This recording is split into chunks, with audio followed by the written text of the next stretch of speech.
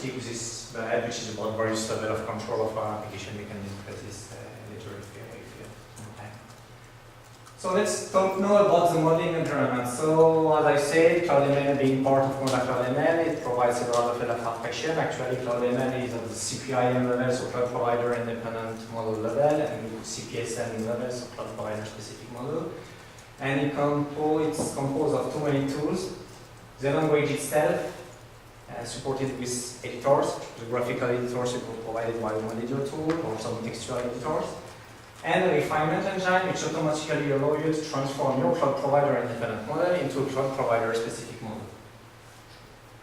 So let's discuss more the detail of this language. So the first important point of CloudML is that it implements the type instance pattern, also called object instance pattern.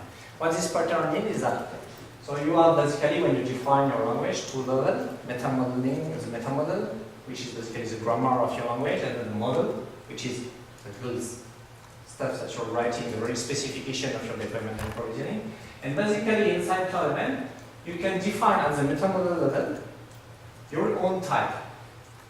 We have the concept of type and we have the concept of instance. So here, for instance, inside the grammar of the language, we say we have the concept of VM type, what is a type of VM, and VM instance, which is an instance of a VM.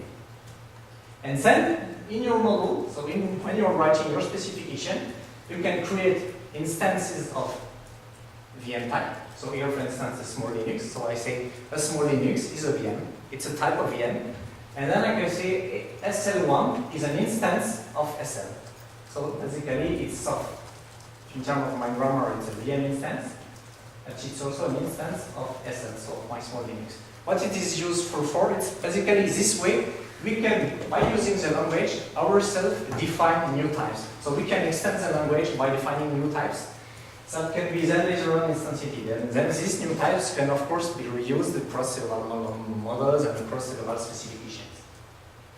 So this is the first important point of the language, so which basically means here that for each concept in the grammar of the language, so your concept is the meta model, you have every time the type and an instance. And another important aspect of CloudML is that basically we follow a component-based approach. So here by component-based approach, we are not referring to a component where basically the component is the code of your application, is the software of your application. Here a component refers to a part of your application, something that should be deployed on a cloud or a cloud resource. So it's basically a way for us to describe the various resources as separate concern, as component, and the application to be deployed on these resources as separate entity as component. So let's go into the detail of this component-based approach. So basically we have two types of component. You have internal components, which are components fully managed by CloudML. By fully managed, I mean their binaries or what source code is downloaded by CloudML, they are configured by CloudML, they are installed by CloudML, they are sorted, stopped by CloudML, and so on. And the other type of components is what we call external components. So these are components that are not under the control of CloudML. So these are typically web services or platform services. So we do not install these services.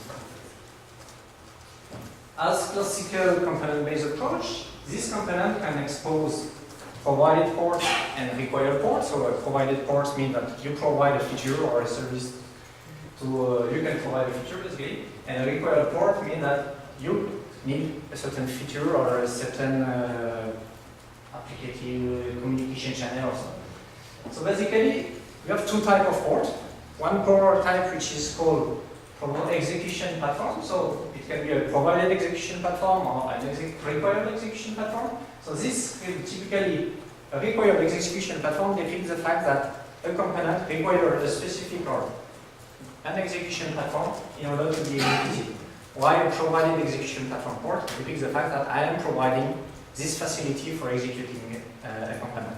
So basically here I might say this external component, which might be a platform as a service solution, say okay, I expose here and I'm able to execute some application. For instance, I have a war container and this component might be a war, part of an application which is a war, and then I say okay, I require a war container in order to be executed. And then I can bind this to port in order to deploy the dependency which will be later on used by the runtime, and then it's okay. This component will be deployed on this one. So the type of component is what we call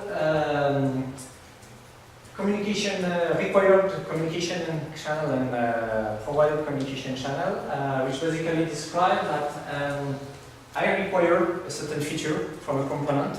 If I am a required communication channel or required relationship, actually I'm missing fixing the word. Actually, it's relationship, not anymore communication channel. So if I have a required communication channel, I depict the fact that I need some feature provided by another component. I would like to communicate with another component. And if I'm providing a relationship, so I am provided relationship port, I provide some features, some facility to communicate. And then, of course, this type of component can be bind. And an important part here associated to this type of port is that they can be refined with some attributes. So here we can say this required relationship port has an attribute which can be set to optional or mandatory, which depicts that the fact, if it's optional, it means that I can communicate, I might require this feature, but it's not mandatory for me to be executed to run. While if this attribute is set to mandatory, then I cannot be executed, I cannot work basically if the other component which can provide me this feature is not there. So if this component is not bind to another component, linked to another component, then my deployment model is not valid because this required port is mandatory. Another attribute is to depict the fact that this required relationship port can be local or remote.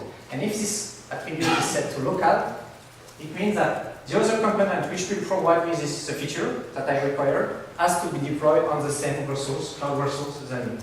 So basically it means that this if here we say this required is local, it means that the other component which provide me the feature has to be deployed on the same virtual machine than me. So this is basically about the concept of component and ports. Another important aspect of the model is that to any concept in the model, to any binding, to any port, to any component, you can attach what we call a resource. And basically a resource is describing how you manage the life cycle of this entity. So how I can download the source code associated to this component, how can I install it, how can I configure it, how can I start it, how can I stop it, and so on. Another important aspect that to any of this concept, I can basically attach also properties. So this way, this basically makes the language quite extensible. We can attach, for instance, naming properties, quality of service properties to any of these concepts. If later on I'm interested in checking these properties or this constraint.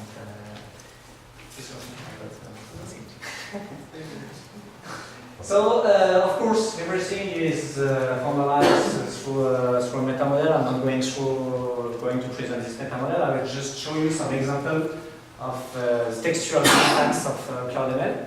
So this is one of the textual syntax. So here what I do is that I define a type of virtual machine, so which is called SL. And then here I can set quite a set of attribute which describe this type. So for instance, I can say, okay, this SL should provide me at least a minimum of one CPU, one core, and I can also set the maximum boundary. So I can say, okay, between 2 and 4 cores.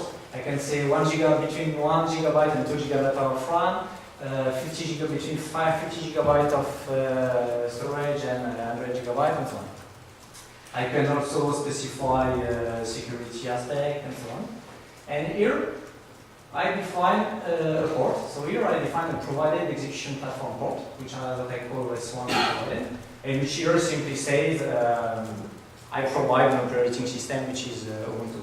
And here the point is that this is what we call a first, and if some other component can have a required execution platform which has a demand, which say, okay, my demand is that I need something which provides an operating system which is Ubuntu. So let's see this type of internal component. So this is an internal component type, which says, okay, I require an execution platform that I call SL, and I would like to be executed on something which provides me with some. So then I can define some of the port. So this is a provided relationship port. And then I can attach a resource to this component. So basically here I describe how I can download and install this internal component. So this is about the language. So as I said, another part of the modeling environment of the cloud modeling framework is an engine that can be used to transform automatically your cloud provider independent model into a cloud provider specific model. So basically how it works by this engine contains all the constraints that have been defined in your type. So for instance in your VM type, and then discuss directly with the cloud provider and ask, okay, can you provide me with a virtual machine which has this, between these two boundaries of core CPU, RAM, storage, and so on, this type. Do you have these images which run Ubuntu, and so on. And then, basically, this engine will refine the cloud provider independent model with all this information which are provider specific in order to transform our model from provider independent to provider specific. So, yeah, we'll bring a bit more to that. So now let's move to the runtime and development of the cloud modeling framework. So here an important aspect of the cloud modeling framework is that basically for both design time and runtime, we rely on the same language. So it's exactly the same language which is used at both design time and runtime.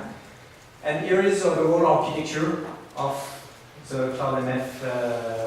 So the main part here in order to interact with CloudMF is the facade. So whatever you are doing, if you want to interact with CloudMF, you have to discuss with the facade.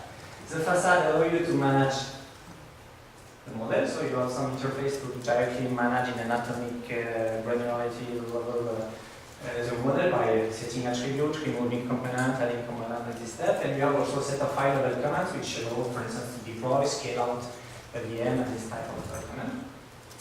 Then this model is consumed by the deployment engine, which will compute, okay, based on the dependencies which are expressed in my deployment model, which component should be installed first, and so on. And then this deployment engine uses a set of connectors in order to discuss with the cloud provider APIs. And here, for instance, we rely on tools such as the MODAClouds library, the Unified Path library, which is an evolution of the cloud for some results, and so on. So an important part of this runtime environment is that the boxes in blue here are basically applied a pattern which is coming from dynamic adaptive system, which is basically called the models of runtime. So it's an architectural pattern for dynamic adaptive system, which basically says that rather than binding directly your reasoning engine to your running system in order to adapt it and so on, you provide a layer in between, which is basically a model which is causally connected to the running system. By causally connected, I mean that any change in the running system is reflected in the model, and any change on the model can be enacted on demand, so when you want, in order to adapt accordingly the running system. And then your reasoning engine is linked to this model.